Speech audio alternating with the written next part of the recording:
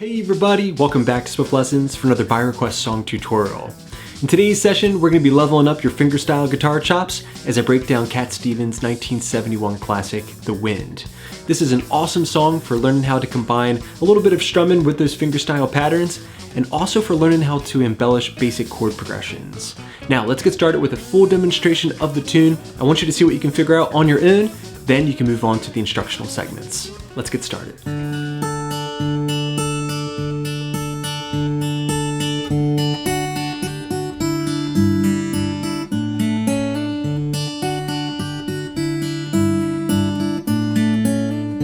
I listen to the wind of my soul. Where I end up, well, I think only God really knows.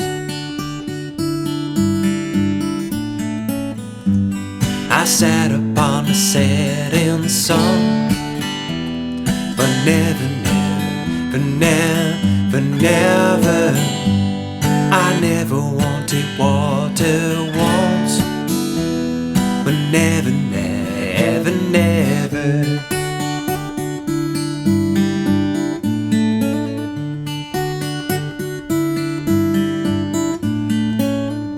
I listen to my words, but they fall far below. I let my music take me where my heart wants to go.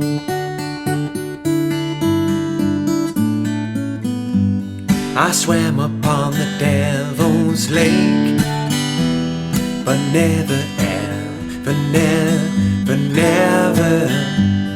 I never make the same mistakes, but never.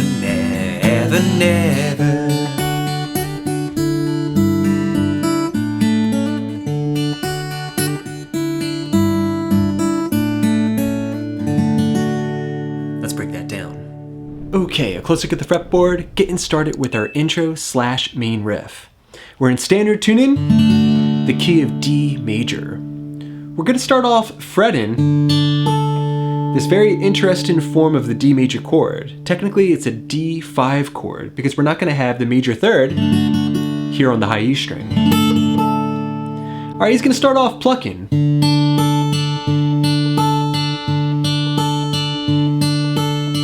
Now, this is an adaptation to what you're hearing in the original track.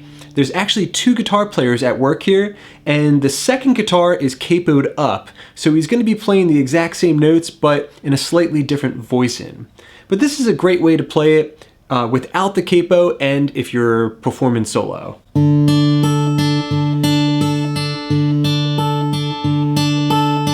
All right, so there we're playing 0, 3, 5, 3, and repeating 4 times. 1 and 2 and 3 and 4 and 1 and 2 and 3 and 4 and. With my right hand, I'm using my thumb, index, and middle finger to pluck those strings.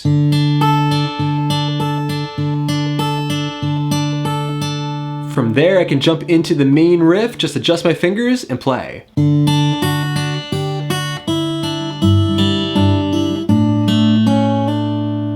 And real slow.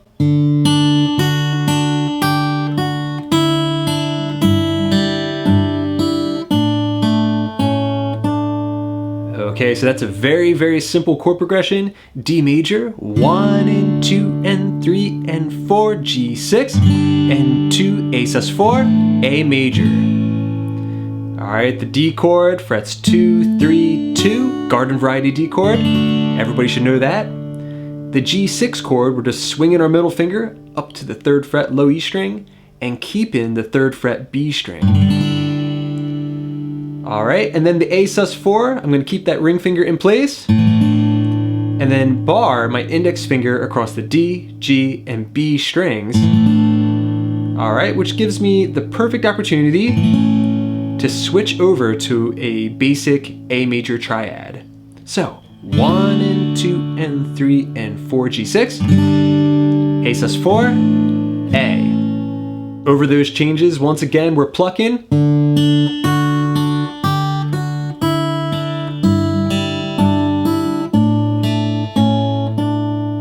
Okay, over the D chord, we have this really sweet melody. All right, right there, that's something that we can break up into two parts. Part number one.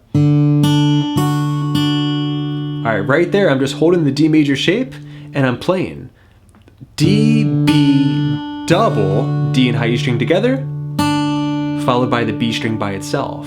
1 and 2 and. It's very, very, very important that you count as you learn these fingerstyle patterns. There I'm using the fingers, thumb, index, and middle.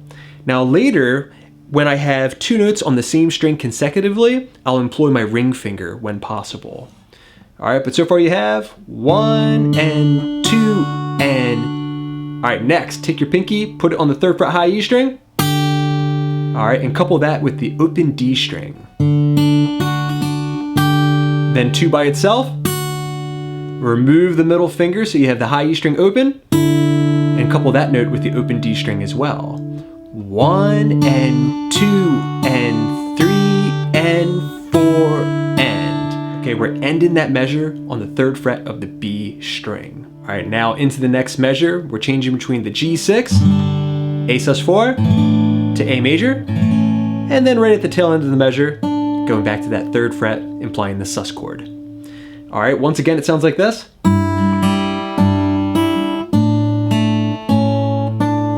All right, beautiful melody there. We can break that up into two parts as well. Part number one. All right, so I'm holding 3 and 3, low E string and the B string together. I'm gonna pluck E and E together, then go to the open G, then E and B, followed by the high E string by itself. 1 and 2 and. All right, using my middle finger for the B string and my ring finger for the high E string. Moving on to the next chord shape we're gonna play. All right, so I have A sus4, frets 0, 2, 2, 3. I'm plucking the A string and the B string together, then to the G, remove the ring finger, now you have the bar, and then go back to fret number 3 by itself. Now right there at the end, that can actually be a hammer-on, which makes this much, much easier to play. All right, that gives you some time to get back to the D major chord and repeat the entire riff once again. All right, you put that second measure together and it should sound like this: the G, the A.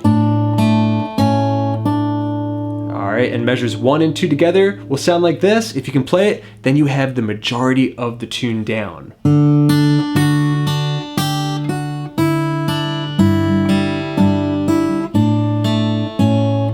All right, now notice how much of that riff I'm able to just leave that ring finger in place. That makes it so much easier to play.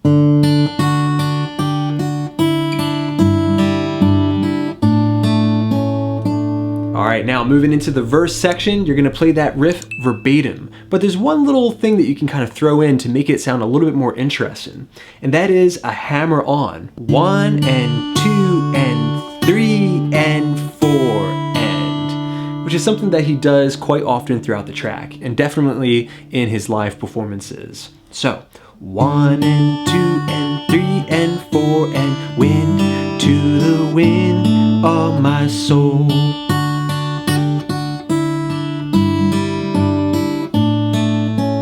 Don't forget that little hammer on there, that works too. Where I'll end up, well I think only God really knows. All right, right here we're going to have a variation to move us into the chorus section. All right, so to end the verse section, we're going to go to the open B string. 1 and 2 and 3 and 4 and 1 and 2 and 3 and 4.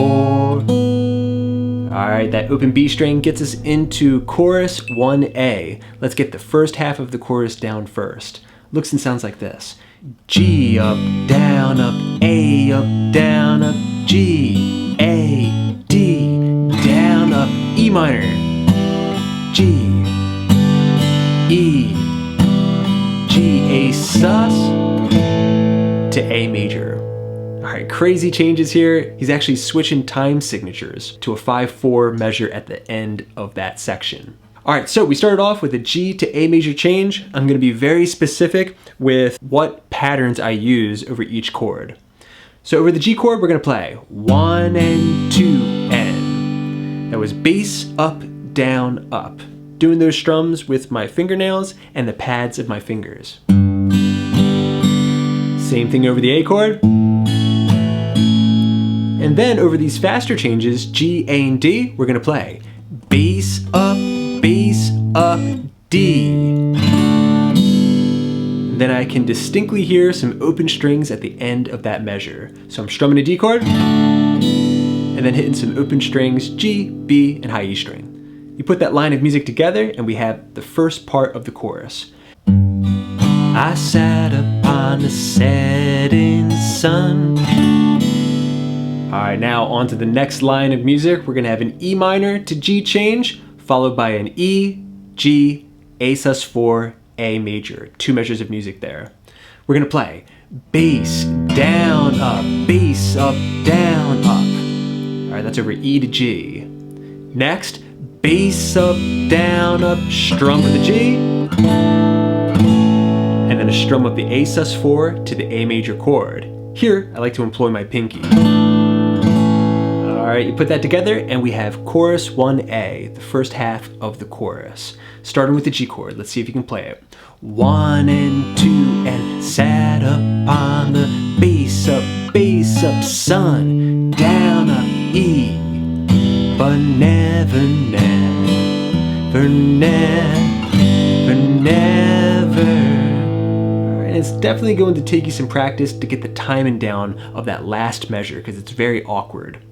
All right, now into chorus 1B, it's going to be mostly the same techniques, but we're gonna change it up at the end. Looks and sounds like this. I never wanted water once. No, never, never, never. And then back into the main riff you go. Okay, so that was pretty simple. It started off the exact same way, the G major chord. I never wanted water once. All that was verbatim. Now we're switching it up. E minor, bass, down, up, G, up, down. Switching to the E minor chord right at the tail end of that measure.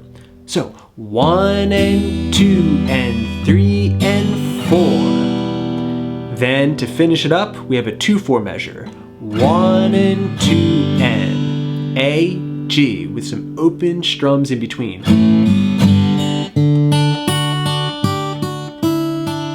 Then from there, we're back into the main riff, where we can throw in some variation. The hammer on, and then a little trill at the end of this measure. All right, just hammering and pulling. 2, 3, 2, 3. Coupled with the open A string. All right, from there he's back to the normal version of that riff.